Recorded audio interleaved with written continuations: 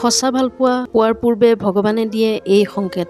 জীৱনত আপুনি সঁচা ভালপোৱা লাভ কৰিলে নে নাই, বা আপোনাক যিয়েই ভাল পায় তেওঁ সঁচা অৰ্থত আপোনাক বিচাৰে নে তেওঁৰ কিবা অৰ্থ আছে, এই কথা আপুনি জীৱনত লাভ কৰা কেইটামান সংকেতৰ জৰিয়তে জানিব পাৰিব। ভগৱানক বিশ্বাস কৰে যদি কথাখিনি মন দি শুনি সংকেত কেইটাৰ বিষয়ে জানি লওক। আপুনি যদি আমাৰ চেনেলত নতুনকৈ সংযুক্ত হৈছে তেন্তে আপোনাক আন্তৰিক স্বাগতম জনাইছোঁ। আশা কৰোঁ চেনেলটো আপুনি ছাবস্ক্ৰাইব কৰি বেল আইকনটো ক্লিক কৰি ল'ব। আজিৰ সমাজখনে ভালপোৱাৰ অৰ্থই সলনি কৰি পেলাইছে। কিছুমান মানুহৰ আজিকালি প্ৰতিদিনে নতুন নতুন মানুহৰ সৈতে প্ৰেম হৈ যায়, কিন্তু সেই প্ৰেম বেছি দিনলৈ টিকি নাথাকে। এনেকুৱা বহু মানুহ আপোনাৰ জীৱনলৈ আহিব আৰু যাব। এজন এনেকুৱা মানুহো আপোনাৰ জীৱনলৈ আহিব যাক দেখাৰ মাত্ৰকে তেওঁক মনে প্ৰাণে বিচাৰিবলৈ আৰম্ভ কৰিব। আজীৱন তেওঁক পোৱাৰ এটা হেঁপাহ মনৰ মাজত জাগি উঠিব। সঁচা ভালপোৱা সকলোৰে ভাগ্যত নাথাকে, কিন্তু যিজনে সঁচা ভালপোৱা বিচাৰি পায় তেওঁৰ জীৱনত সুখ দুগুণেই বৃদ্ধি পায়। ভালপোৱা এক মিঠা অনুভূতি। ভালপোৱা হৃদয়ৰ পৰা হয়। এই ভালপোৱাত মন আৰু মগজুৰ এখন শীতল যুদ্ধ অনবৰতে চলি থাকে।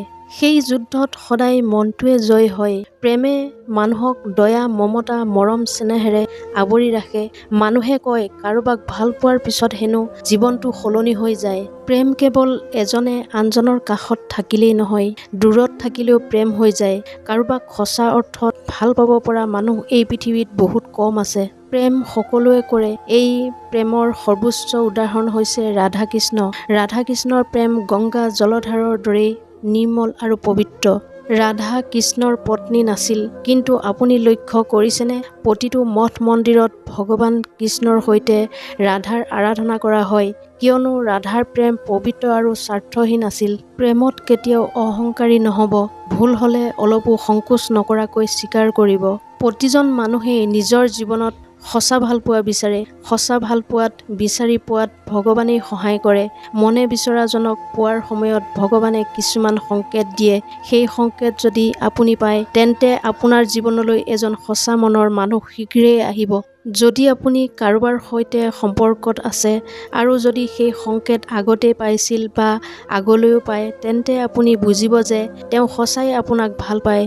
তেওঁৰ ভালপোৱাত পবিত্ৰতা আছে। আচলতে ভগৱানে এনে কি সংকেত দিয়ে যাৰ জৰিয়তে আপুনি গম পাব পাৰিব যে আপুনি সঁচা ভালপোৱা পাবনে নাই। সঁচা ভালপোৱা পোৱাৰ পূৰ্বে ভগৱানে আপোনাক কি সংকেত দিয়ে এই কথাখিনি মন দি শুনি ল'ব। যদি আপুনি জুৰীয়া সাপ একেলগে গৈ থকা দেখে বা জুৰীয়া সাপে নাচি থকা দেখে, তেন্তে আপুনি অতি সোনকালে সঁচা ভালপোৱা লাভ কৰিব। সুখেৰে আপোনাৰ ঘৰ ভৰি পৰিব।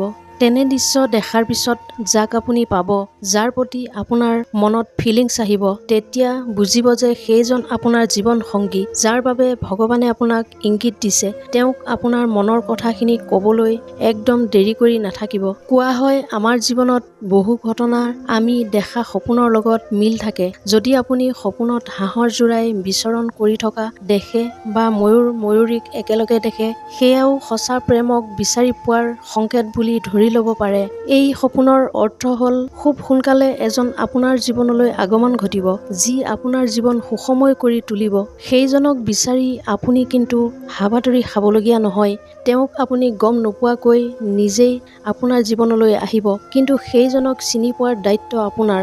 যদি আপুনি দূৰণিলৈ যাত্ৰা কৰি থকাৰ সময়ত কোনো জন্তু বা পক্ষী প্ৰেমালাপ কৰি থকা দেখা পায়, এনেকুৱা ধৰণৰ ঘটনাও এটা সংকেত দিয়ে যে এই যাত্ৰাকালত আপুনি এনে এজন ব্যক্তিক লগ পাব যিজন বহু স্পেচিয়েল হ'ব আপোনাৰ বাবে। যদি আপুনি তেনেকুৱা কোনোবাক লগ পাই যায় আৰু আপোনাৰ মন পচন্দৰ হয়, তেন্তে তেওঁৰ লগত কথা বতৰা আগবাঢ়িবলৈ আপুনি যত্ন কৰিব। যদি আপুনি মন্দিৰলৈ যায় আৰু ফুল দীপ নৈবেদ্য আগবঢ়ায় বা এনেকুৱা যদি ভগৱানক দৰ্শন কৰাৰ সময়ত ভগৱানৰ ওচৰত ৰখা ফুল নিজে নিজে সৰি পৰে, তেতিয়া বুজি পাব যে আপোনাৰ লগত কিবা এটা ভাল হ'বলৈ গৈ আছে। কেৱল মন্দিৰতেই নহয়, আপুনি ঘৰত প্ৰাৰ্থনা কৰাৰ সময়তো ভগৱানৰ চৰণত ৰখা ফুল নিজে নিজে সৰি পৰিব পাৰে। এয়া আপোনাৰ জীৱনলৈ ভগৱানৰ আশীৰ্বাদ আৰু এই সময় আপোনাৰ ভাল লগাজনক প্ৰেমৰ প্ৰস্তাৱ দিয়াৰ সঠিক সময় বুলি ধৰি ল'ব পাৰে। আপোনাক পুনৰ কৈছোঁ, যদি আপুনি ভগৱানক বিশ্বাস কৰে তেন্তে আপুনি এই সংকেত পালে সঁচা ভাল পোৱাৰ দিশে এখোজ আগুৱাব পাৰে। আশা কৰোঁ ভিডিঅ'টো চাই আপুনি ভাল পালে। যদি সঁচাই ভাল লাগিল চেনেলটো ছাবস্ক্ৰাইব কৰি ল'ব বুলি আশা কৰিলোঁ। আশা কৰিম ভগৱানে আপোনাৰ জীৱন সুখেৰে ভৰাই তুলিব। আন এটা ভিডিঅ'ৰ সৈতে পুনৰ লগ পোৱাৰ প্ৰতিশ্ৰুতিৰে আজিলৈ বিদায় লৈছোঁ। ধন্যবাদ।